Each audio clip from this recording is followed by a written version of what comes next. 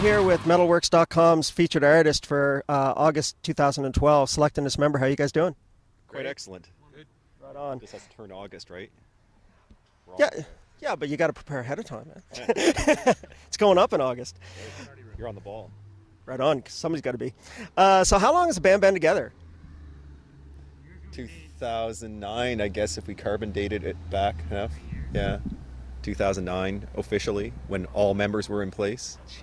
So how did the band start? I guess Corey's the man for that question. Yeah. Basically, just me and Chris have known each other for a while, and that when we got together, like his other band had fallen through for a little while and stuff like that, and was on hiatus, I guess, which they're back together now. And basically, we were just like, let's get together. We talked about it for a good year or so, probably. Of course, yeah, we took a while, but then we finally got together and jammed a couple times. So I was like, yeah, let's try to do something. And then, like, me and him originally were going to play guitar and stuff and that, and then, as anybody knows, drummers are hard to come by, and that. So then we kind of had no luck there, and I was like, well, you know what, I'll try playing drums and that. And then he already had a good relationship with Ryan, so I figured, well, let's see if Ryan wants to do it. And we showed him some stuff, and he was down to do it. And then just kind of, yeah, we had a different bass player for a little while, and he left and that. And then, I mean, I knew Roland. I've known him for many years and that. And basically, he actually mentioned Roland and that, and was like, well, I can ask him. I don't know if he'll do it or not, but and he ended up being down.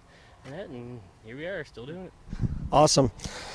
Well, it's hard to find, you know, like a Halifax band, I find, that doesn't have at least one member that's in another band anyways. So it's, you know, it's a small scene. So.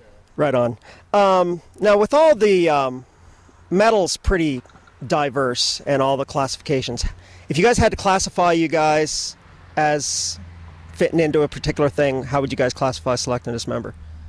Death metal. Death metal, grind, Yeah. kind of. Grind, Yeah, we don't go too much further than that. Don't stray too far from the roots. Exactly, right on. How about influences for you guys? Mine are all old because I'm old. But Hey, that's cool, man. The classic stuff always works. Past 95, they were all. yeah, pretty much. After None So Vile, the scene died for me. So yeah, Suffocation, Cryptopsy. Right. You know, all the old Morbid Angels and Death and that kind of stuff. I mean, that as far as metal heavy stuff goes, yeah. Creator, Nice. old Anthrax. Yeah. Proggy stuff. I like, I don't know, Cynic, Death. Blotted Science is my favorite one. I tried, but really I just play to them. Half the time I'm just doing exactly what they're doing. Right.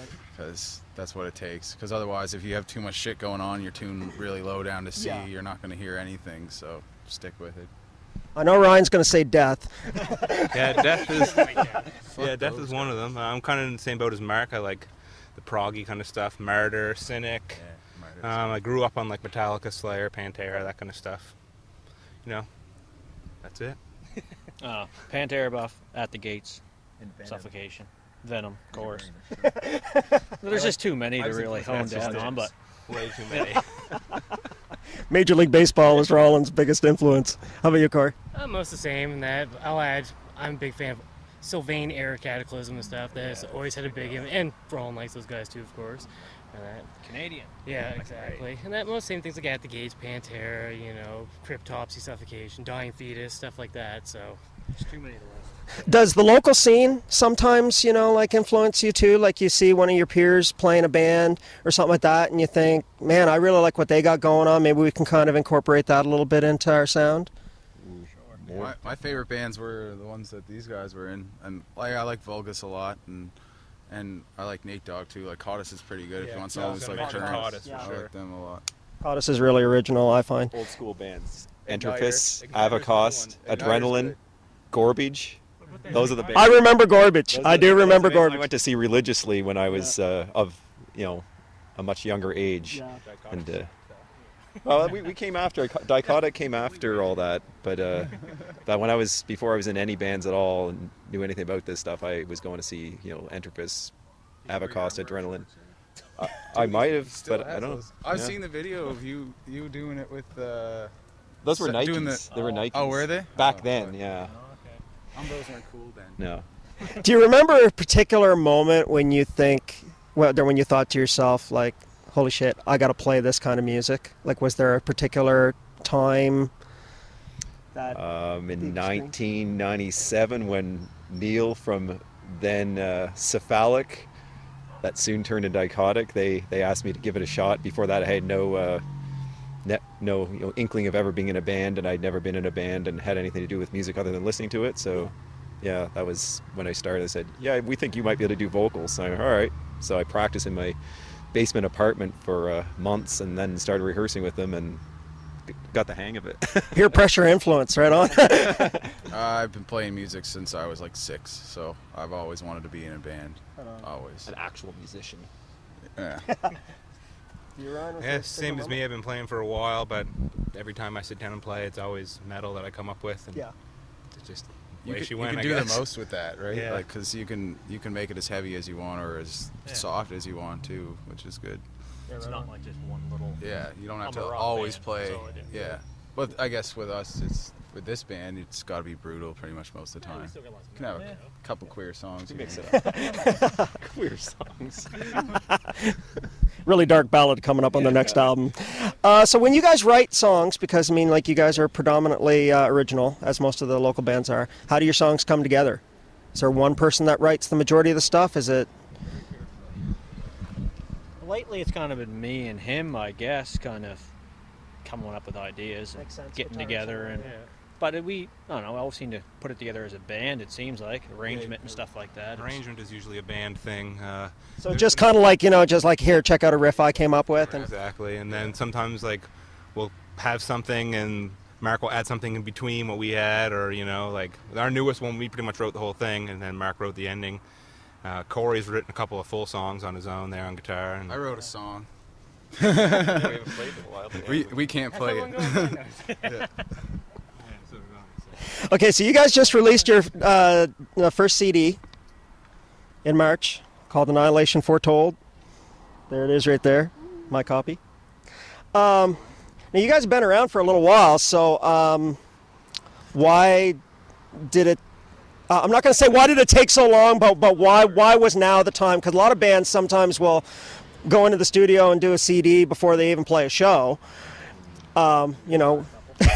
So why now was the right time for you guys? An attempt was made to do it earlier. It failed miserably, and we said we can't release crap, so Right on. we released something that was slightly less crappy than the crap we came up with the first time. So it turned out a lot better. Glass half Yeah. full kind of guy. Yeah, so we really in 2011 I think we gave it a shot, right?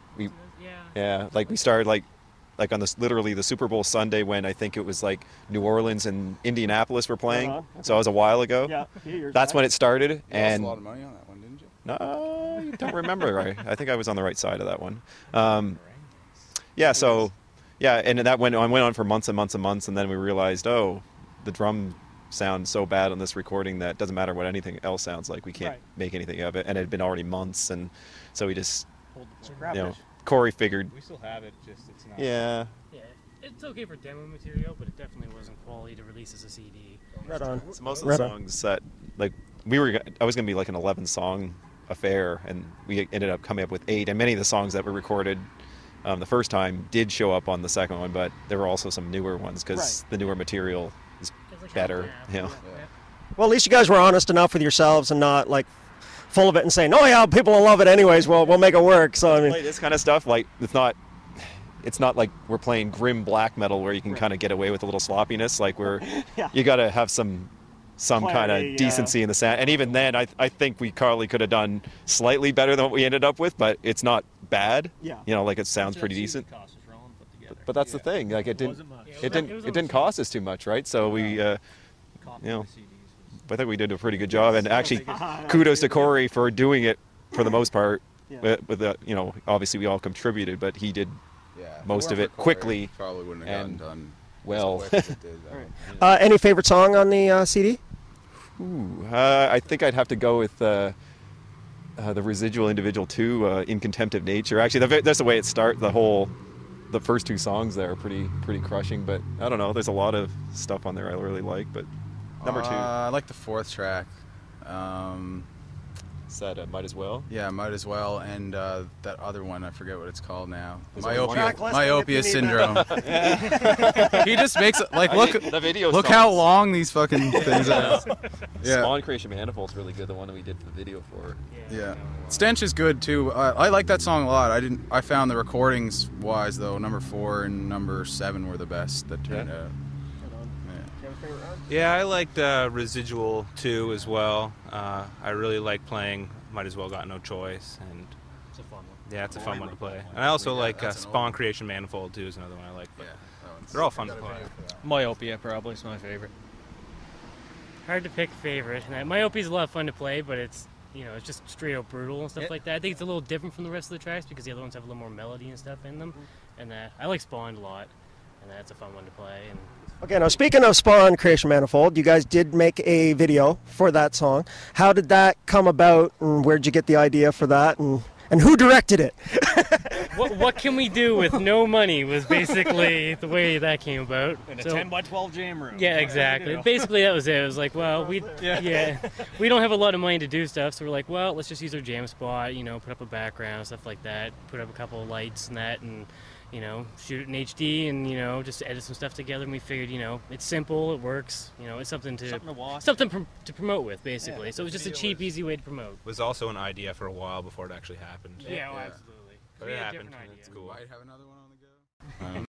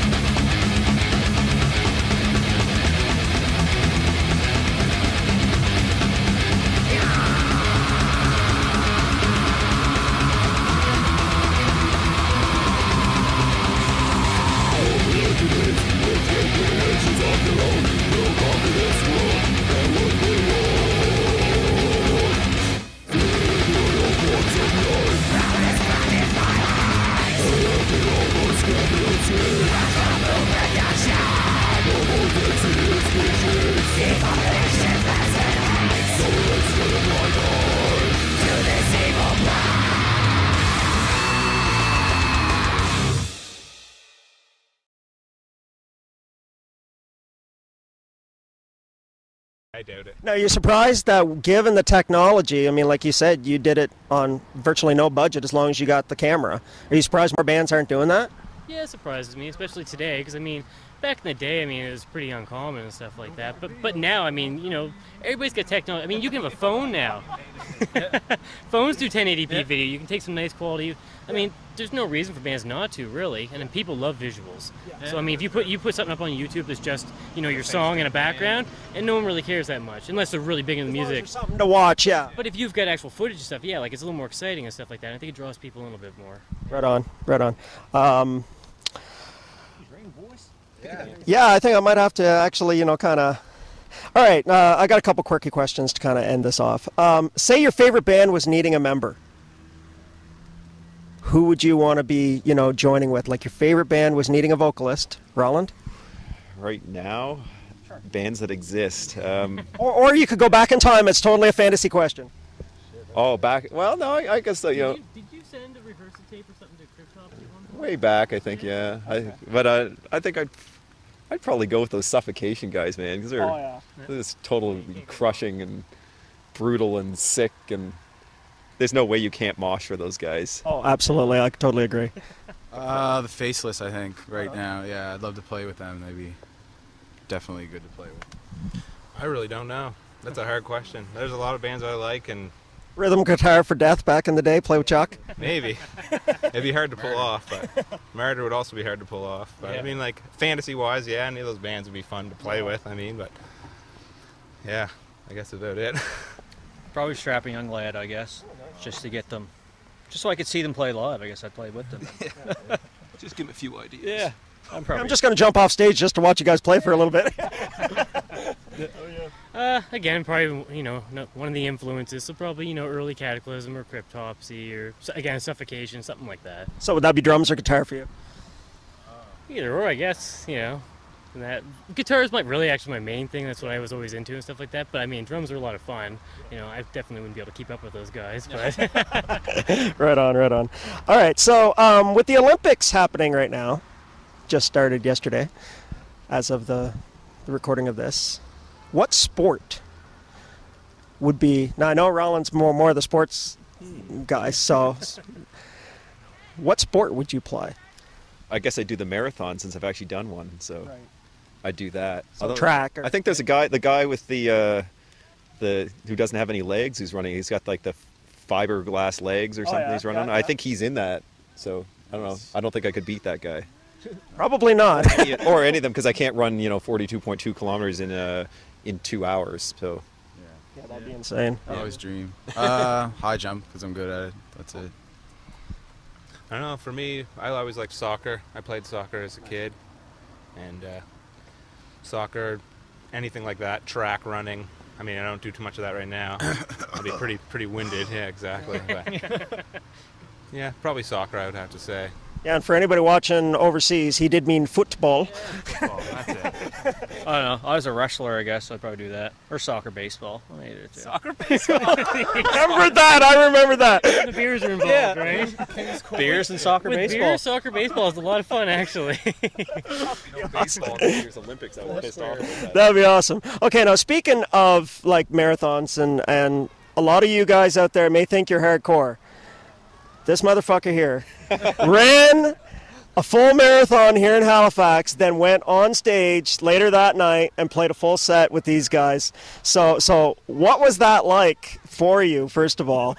Extremely difficult, because and actually it was just a weird coincidence. Like, I'd already committed to the show like more than a month before I even committed to the marathon, and I knew I was going to go in the Blue Nose, and I was like, well, the hell with it, let's just do the full. So it started at 8 o'clock in the morning, and I finished in 3 hours and 40 minutes, and you know, kind of your body kind of goes into shock. It also took him 3 hours and 40 minutes to get on stage later on too, almost. But once he was up there, it was good. Yeah, luckily Gus's pub where we were playing that night, it's pretty much a stand in one spot kind of situation. Anyway, Especially with 5 members. Yeah. yeah. So there's not really room to move. So my legs didn't really have to do a hell of a lot. But yeah, I could feel, you know, it was stressful. Just on the body to be able to do anything by that time of day. You know, like because I'd already been, you know, only a few hours removed from the run. So yeah. So this guy's got one up on every headbanger, I think, and performer around. Get arrested in the Czech Republic either, though. So that guy's more around here. Yeah. Randy's kind of, unfortunately. So what's next for the band? Finally. We're gonna jam here in a few minutes. Yeah, man. Yeah, gonna jam. Actually, we need to find a show, don't we? Yeah. Yeah. We're gonna probably do cover that. song. Yep. Yeah. We're gonna work on a cover song for fun, and Cannibal I don't think Corpse we have any one, really I'll immediate tell you what it plans for is. anything coming up. Let's get new stuff done, so maybe we can put out album number 2 before we're all dead. You know. So. Nice. I'm sure it'll turn out, you know, a little bit quicker there this time around, so that you don't have to do 2 takes. The recording was quick to get done. Yeah. We did about 7 weeks or something. 7 Within weeks. 2 months, anyways. That's quick. Yeah, it was just setting up basically. You know, maybe we do something different. Like for this one here, Corey actually played an E kit for his part. Maybe next time he'd want to play a real kit like he plays. Yeah, there's room you know, for improvement. yeah, and there's just different ways we could do some things, and yeah. Easy way to do stuff on the cheap and get. It was just getting a little silly that we didn't have anything out there, so we really just wanted to make sure, like when we started in January, we just wanted to make sure, let's get it done. And, you know, in like 2 months we had it done, and at least it's respectable and it's not embarrassing, so. Awesome. It sounds good. Well, I can vouch it does sound very good, so be sure to check out Select and Dismember. They're always playing in Halifax somewhere or somewhere close to there. So Gus's Pub. Gus's Pub, pretty much the metal zone now. So be sure to check them out, Mettalworx.com. Thanks, guys. Thanks.